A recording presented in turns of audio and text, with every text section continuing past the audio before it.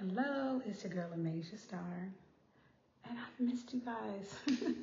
As you see, I am in sunny California. Yes, I am. So I am filming remotely. How's it been? How's it going? All right, anyways, let's get right into it. I am your forever Olympic hopeful, Amasia Star, and I call you guys the All-Stars. And on this platform, we aim to empower, educate, just love giving you guys tips and anything else that I can give to you guys, all right? So, like I always say, let's head on down to the track meet, shall we? I got something very interesting for you. And if you're here for the first time, you're in for a great treat. All right, here we go. Tracks, shoes, and a track bag. Let's go. Runners take your mark. Set, go. Let's go. All right, you guys, here we go. What your first name says about you. The psychology and the power behind your name. Now, and if you saw the last video, I featured nicknames. Nicknames. Why do we love nicknames? Most of them have had them our whole life. I have a nickname, Sweetie, right? And every chance I get, I try to live up to it. But nicknames are very, very, very an integrated part in our life, and we rarely even talk about them. So I'm going to try to give you guys some amazing tips. And don't forget to like, comment, share, and subscribe at Amasia Star. All right, here we go. So from job interviews to dating apps, studies have shown that your first name can influence your confidence, career path. It can even make a comment about how others treat you. Psychology, symbolism, and surprising stats behind first names, okay? Every name has a story. For example, Emma means universal. Did you know that? While Malik means king in Arabic, okay? Knowing your name's origin can give you insight into your cultural roots and ancestral identity. According to psychological research, people often internalize the meaning of their names. This is called the name letter effect. For instance, a girl who's named Joy may be more likely to see herself optimistic, while someone named Victor may associate their identity with winning, right? Victor, short for victory. And did you know that people with more traditional or easily pronounceable names are statistically more likely to be hired and promoted? So think about that when you're naming your kids. Give them something simple. If you want them to have more chances of being successful, you might want to give them something a little bit more simple.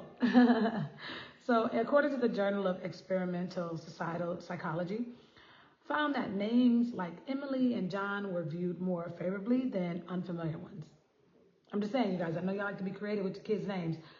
Think about their future. I'm just saying, think about it.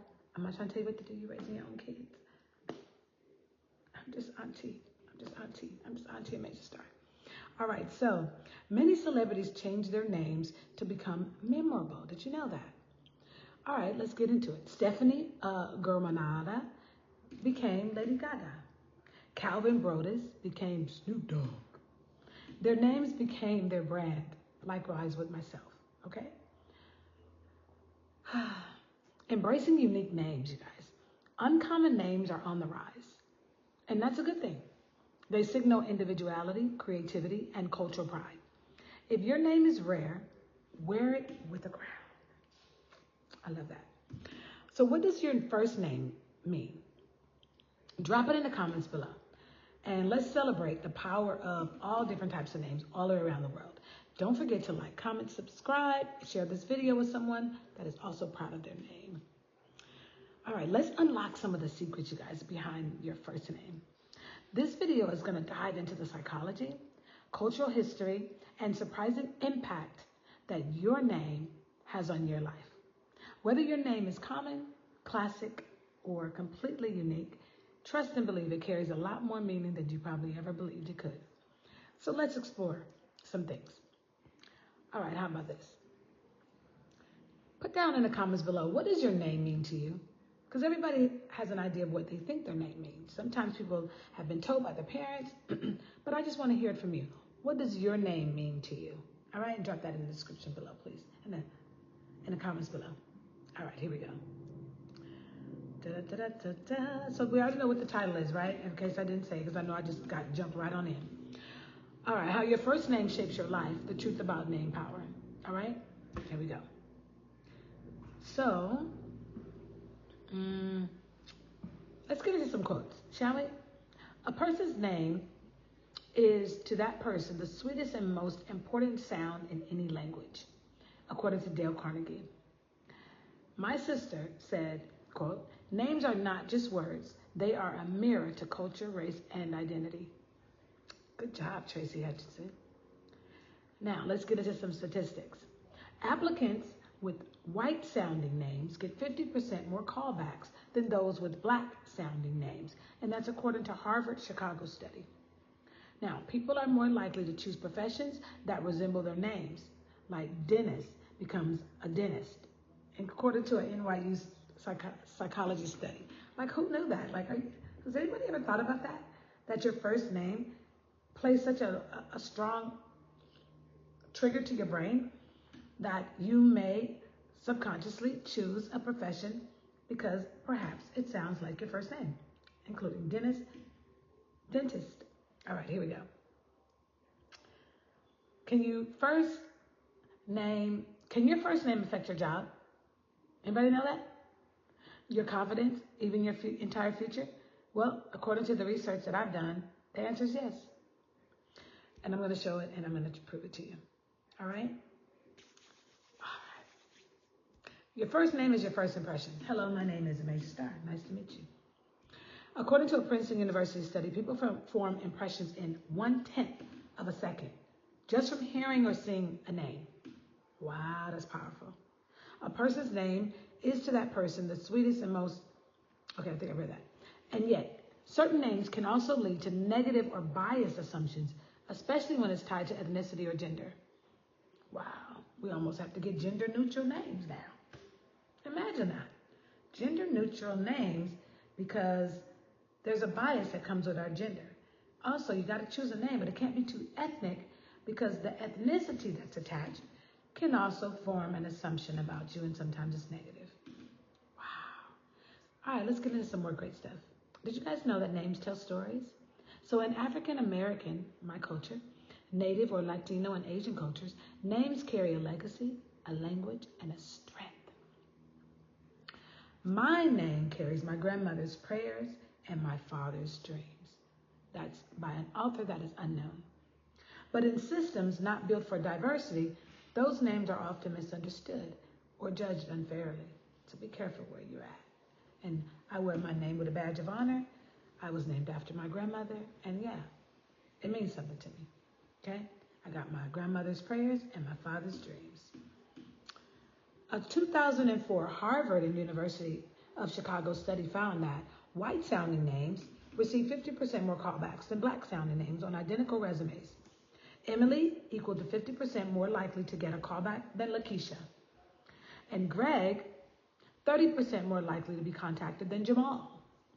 Why? Well, you guys already know Jamal sounds black. This is called name bias, and it's still affecting people today all the way around the world. Your name also impacts how you see yourself. A study from NYU found that people tend to gravitate toward careers that mirror their names. Like I said before, dentist and dentist. Got it? People named Georgia are more likely to what? Move to Georgia. I know it seems weird. Like, could that even be possible? It's possible. All right, here we go. Childhood and confidence. Kids with unusual names are more often creative, but many experience more bullying or social bias than other kids. Children with unique names are more likely to be remembered, but also more likely to be stereotyped. Think about this, parents, aunties, grandparents, raising kids, myself. This shapes self-esteem, confidence, and even academic performance. Trending names and social impact. In 2025, names like Nova, Kai, Zion, Aaliyah, and Legend are rising. They are bold, cultural, unapologetically unique. But remember, a name doesn't limit you. It launches you. Like the long jump, yeah? Shall we? Shall we demonstrate it? Okay.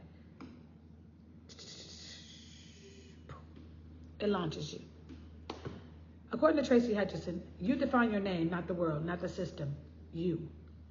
Shout out to my sister. So, another one. No matter how common, rare, ethnic, or creative your name is, own it. It's yours. And only yours. Study its roots. Honor its history. Teach others how to pronounce it. You were named for a reason. Oh, wow. It makes me feel so good. Like I said, don't forget to like, comment, share, subscribe at Amasia Star. All right, I got some other good stuff. We're not done. All right, great question. Let's talk about Asian and African cultures and how they place deep meaning on names, but they differ significantly in structure, symbolism, purpose, and naming traditions. Here's a quick little breakdown, you guys, to add to what we're discovering, what we're focusing on, and it's going to help compare them very clearly. Here we go. Asian cultures and naming traditions. Structure, family name first. In countries like China, Korea, and Japan, the family name, the surname, comes before the given name. Example, Li, Wei, which would be Li, would be the family name, and Wei would be the given name. Got it? Names often reflect virtues, nature, or aspirations. Chinese names might include characters meaning peace, strong, beautiful, or wisdom. Japanese names often use kanji characters with layered meanings. Example, Haruku, spring tree. Okay, so naming after ancestors or order. Korean names often include generational syllables shared among siblings or cousins. South Asian cultures, India, Nepal, may include caste, regional, or religious references in names. Spiritual or astrological influence. So in Hindu cultures, names may be chosen based on birth charts, like Jyotish or deities.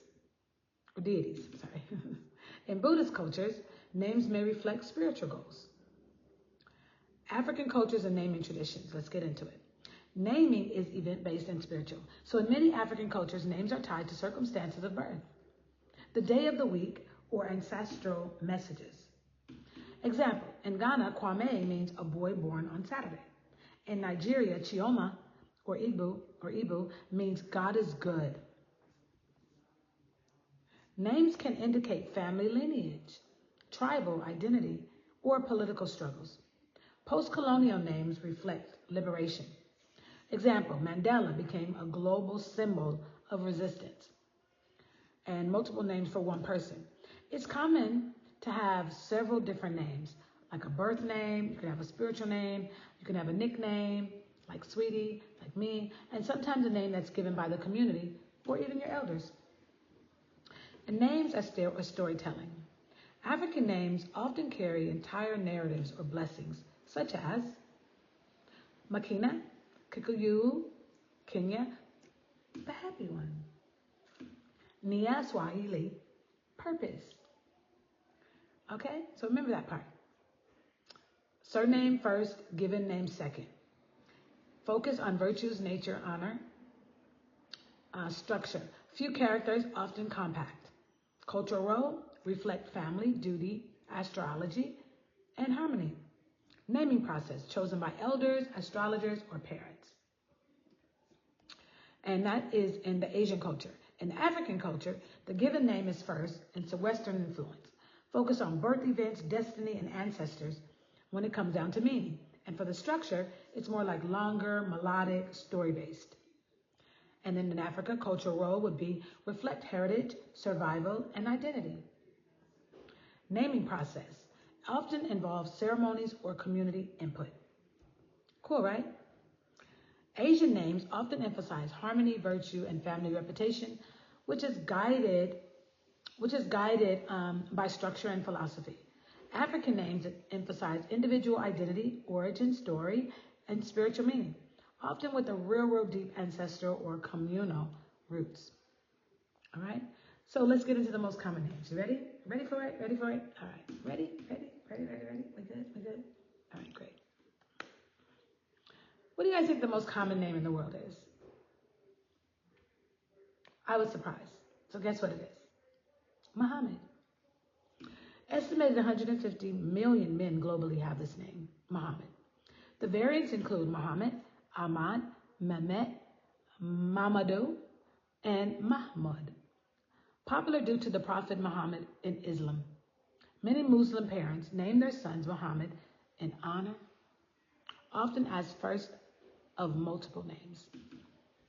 Pretty cool. What do you guys think the most common female name is? Maria, and variations of it, which is my middle name, Marie. Other variations might be Mary, Miriam, Maria, and Maria. Extremely common across Latin America, Europe, and the Philippines. It's also derived from the Virgin Mary, making it popular in Catholic majority countries. So, let's go over it just one more time. Surnames in the world. We got Li, which is China, Korea. Okay. The meaning is plum, very common among Han Chinese. And then you have in Zheng, China, we have archer, or to stretch. And then in Wang, China, that's the surname, is Wang, and it means king or monarch. In Nguyen, in Vietnam, historic dynastic name. And then Garcia, which is Spain and Latin America, ancient Basque origin. And then lastly, we have Smith, which is common in the United States and the UK, and the occupation name is blacksmith. All right, so let's get into America. In America is James or John, Mary or Jennifer, and they're based on Social Security data. That's based on Social Security data.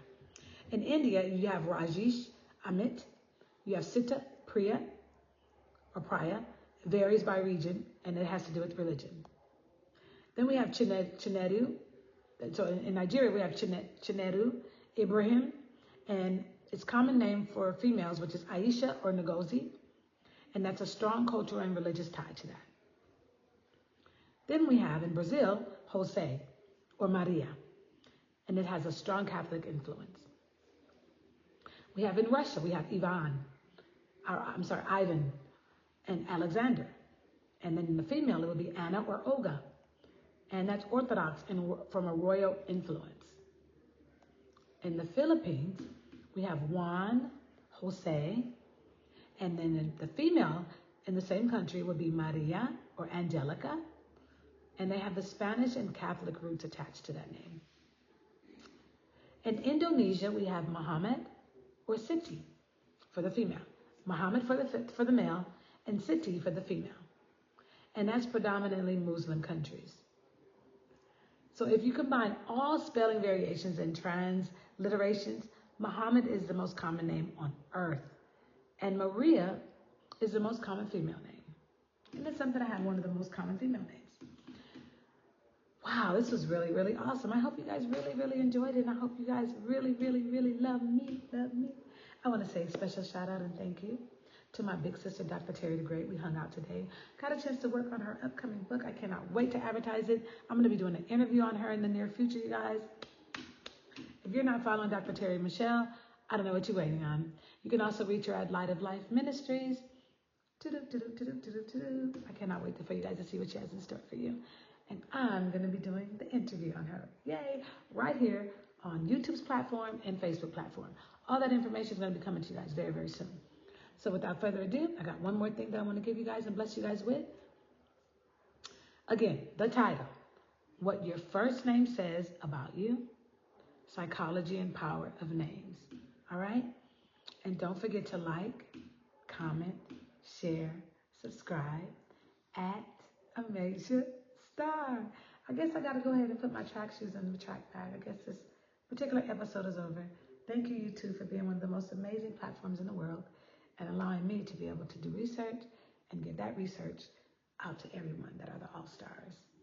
If you're new to the channel, don't forget, like, comment, share, subscribe at Amasia Star. I love you guys. You guys are amazing. All right. It's time to go. I'm going to go do my cool down lap.